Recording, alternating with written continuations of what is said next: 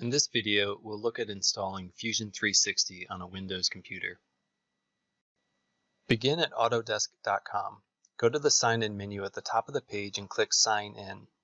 If you have an Autodesk account, skip ahead in the video, otherwise click Create Account. Fill in your information and submit the form.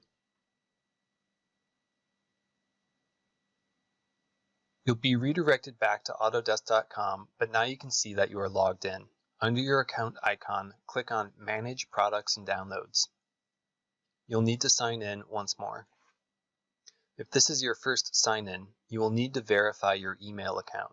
Click the Get Verification Email button and go to your email, where you should see a new message from Autodesk.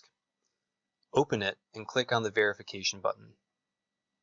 You'll be redirected to your Autodesk account page. We'll switch to a different page, which is linked in the video description below. If you already had an Autodesk account, you should rejoin here. To get the free educational version of Fusion 360, you'll need to complete a profile. Click on Complete Profile.